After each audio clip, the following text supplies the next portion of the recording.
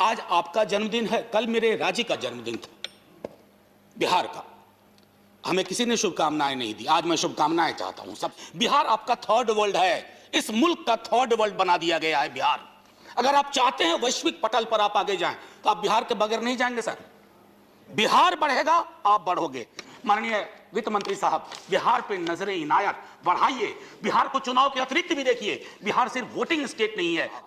जब कश्ती साबित तो सालिम थी, साहिल की तमन्ना किसको थी, अब ऐसी शिकस्ता कश्ती पे साहिल का इरादा कौन करे। लेकिन हमारे गांव में अक्सर ये कहा जाता है कि जो बाप जाके गले बेच दिल के सबटा, मतलब पिता कुछ दे के गए थे, आपने सब बेच दिया। Honourable member professor Manoj Kumar Jha जी।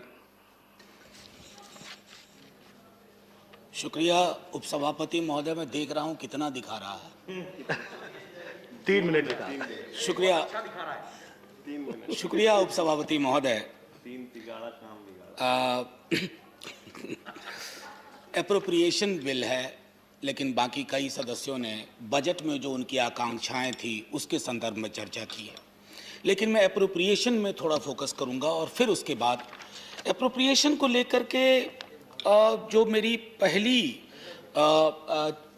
चिंता है, और वो चिंता इस बिल को लेकर के नहीं है माननीय वित्त मंत्री साहब, वो चिंता इस बात की है कि आज हम पुडुचेरी एंड जे.एंड.के के लिए, उनके कामकाज खर्चे के लिए, मुझे स्मरण है कि देखते देखते जम्मू कश्मीर राज्य से यूनियन टेरिटरी में तब्दील हो गया। तो मैं तमाम दलों से आग्रह करूंगा जो अलग अलग राज्यों में रहते हैं कि कहीं ऐसा ना हो जाए आपकी चुप्पी से कि अगले बार आपका अप्रोप्रिएशन बिल यहां सदन में आए। ये मेरा पहला ऑब्जर्वेशन था सर।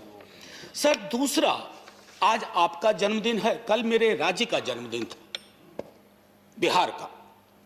हमें किसी ने शुभकामनाएं नहीं दी, आज मैं शुभकामनाएं चाहता हूं सबसे बिहार के लिए। सर बिहार का जन्मदिन था कल, शुभकामनाएं नहीं चाहिए सर, बिहार की कामनाएं पूर्ण होनी चाहिए। मैं लगातार इस सदन में कह रहा हूं, आपका ही दोष नहीं है, बिहार आपका थर्ड वर्ल्ड है, इस मुल्क का थर्ड वर्ल्ड बना दिया गया है बिहार। अगर आप चाहते हैं वैश्विक पटल पर आप आगे जाएं तो आप बिहार के बगैर नहीं जाएंगे सर। बिहार बढ़ेगा, आप बढ़ोगे। बिहार के लिए चिंता नहीं होगी तो मैं समझता हूं आप चिंता के पात्र हो जाओगे आगे चल करके। मुझे बहुत खुशी होती है जब अलग अलग राज्यों में जाता हूं सर, लेकिन सर एक रश्क होता है, एक ईर्ष्या होती है कि ऐसा निवेश का माहौल हमारे यहां क्यों नहीं है, हमारे यहां रोजगार के लिए क्यों नहीं है। ट्रेन में भर भर के लोग, अभी उस दिन भी मैंने एक्स्ट्रा ट्रेन मांगी थी माननीय रेल मंत्री जी से कि ट्रेन दे दो। क्यों?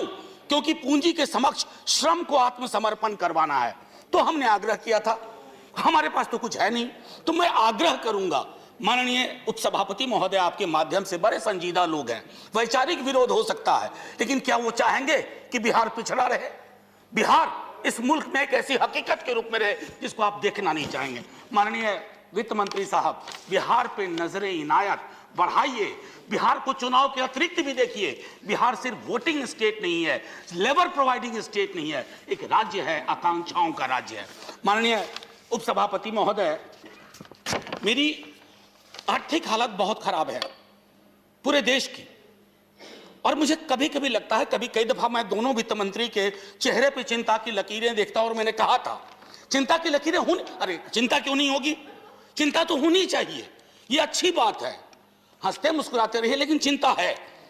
सर दिक्कत क्या है ना, उस चिंता का, आज तो हैप्पी बर्थडे है आपका, 1 मिनट दे दीजिए।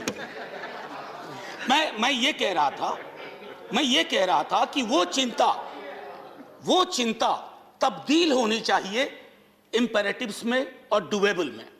मैं ये कहूंगा कि एक शेर है माननीय वित्त मंत्री साहब, जब कश्ती साबित तो सालिम थी, साहिल की तमन्ना किसको थी, अब ऐसी शिकस्ता कश्ती पे साहिल का इरादा कौन करे।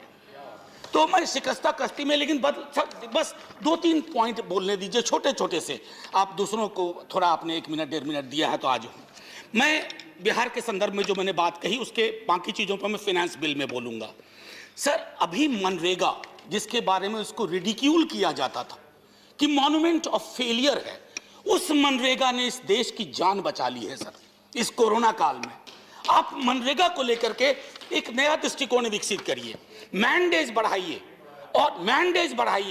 और वेजेज बढ़ाइए। ये मैं चौथी दफा आग्रह कर रहा हूं, मैंडेज बढ़ाइए, वेजेज बढ़ाइए और एवेन्यूज ऑफ एंगेजमेंट वो भी बढ़ना चाहिए। मेरा मानना है कि शिक्षा पूरे देश में, मैं खुद एक शिक्षक हूं, मैं भी दिल्ली विश्वविद्यालय में पढ़ाता हूं, एमए के स्टूडेंट होते हैं सर, लेकिन मैं डिजिटली जब क्लास ले रहा हूं तो मैं फर्क देखता हूं कि कौन कौन से बच्चे एक्टिव हैं और कौन कौन से वीडियो भी ऑफ करके बैठे हुए हैं, क्योंकि उनके पास वो सुविधाएं नहीं है।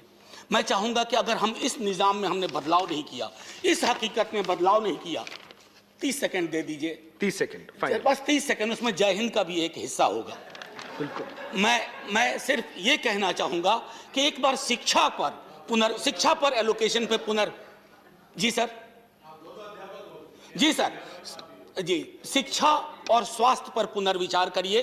कहीं ऐसा ना हो कि इस कोरोना काल में जो डिजिटल डिवाइड है वो इतना बढ़ जाए कि तमाम आपकी कोशिशों के आप उसको पाट नहीं पाएंगे। और मेरा आखिरी जय हिंद करने से पहले सर, मैं रेलवे के बारे में कहूं कि रेलवे में आप देखिए, ये जब मेरे एक साथी ने कहा था, मैं वैसे तीखी टिप्पणी नहीं करूंगा, लेकिन हमारे गांव में अक्सर ये कहा जाता है कि जो बाप दा के गले बेच दल के सबटा, मतलब पिता कुछ दे के गए थे, आपने सब बेच दिया। सृजन करना चाहिए, जो पूंजी होती है ना उसमें जोड़ना चाहिए। मूलधन खा जाने वाली निजाम को अच्छी नजर से नहीं देखा जाता। जय हिंद साहब, जय हिंद।